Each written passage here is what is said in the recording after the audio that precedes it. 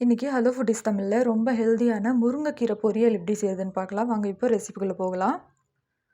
முதல்ல ஒரு கடாயில 3 டீஸ்பூன் அளவுக்கு எண்ணெய் சேர்த்துக்கோங்க. கொஞ்சமா கடுகு, கொஞ்சம் சீரகம், 4லேருந்து 5 காஞ்ச மிளகாய் காரத்துக்கு ஏற்ற மாதிரி சேர்த்துக்கோங்க. 5லேருந்து 6 பல்லு பூண்டு இந்த மாதிரி நசுக்கி சேர்த்துக்கோங்க. 1/4 டீஸ்பூன் அளவுக்கு பெருங்காயம், கொஞ்சமா கறிவேப்பிலை. இப்போ இதை ஒரு 10 செகண்ட் வரைக்கும் நல்லா வறுத்து விடுங்க.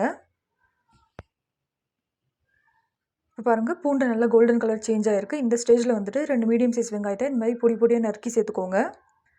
சேர்த்துட்டு இப்போ இதை நல்லா மீடியம் ஃப்ளேம்லேயே வதக்கி விடலாம். இப்போ பாருங்கள், கலர் எல்லாம் நல்லா சேஞ்ச் ஆகி வர ஸ்டார்ட் ஆகிருக்கு. இந்த ஸ்டேஜில் வந்துட்டு நம்ம க்ளீன் பண்ணி வச்சுருக்கிற முருங்கைக்கீரையை சேர்த்துக்கலாம்.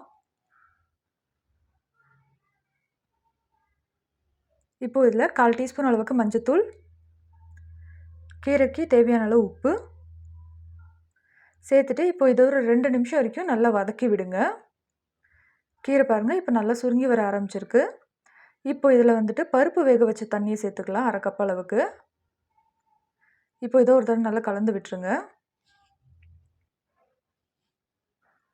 இப்போ இதை க்ளோஸ் பண்ணிவிட்டு 6லேருந்து 7 நிமிஷம் வரைக்கும் நல்லா வேக விடுங்க. இப்போ பாருங்கள், கீரை நல்லா வெந்திருக்கு. தண்ணி வந்துட்டு லைட்டாக இருக்குது, அதனால் ஒரு 2 நிமிஷம் வரைக்கும் நல்லா வதக்கி விடுங்க. இப்போ பாருங்கள், தண்ணி இல்லாமல் நல்லா ட்ரை ஆகிடுச்சு. இப்போ இதில் 1/2 கப் அளவுக்கு வேக வச்ச அவரைப்பருப்பு சேர்த்துக்கோங்க. அவரைப்பருப்பு சேர்த்ததுக்கப்புறமா ஒரு 2 நிமிஷம் வதக்கினாலே போதும். இப்போ பாருங்கள், நல்லா சூப்பராக ரெடியாகி வந்துருச்சு. இவ்வளோதாங்க, ரொம்ப ஹெல்தியான முருங்கைக்கீரை பொரியல் ரெடி. ட்ரை பண்ணி பார்த்துட்டு எப்படி இருந்ததுன்னு சொல்லுங்கள். மறக்காம நம்ம சேனலை சப்ஸ்கிரைப் பண்ணிவிடுங்க.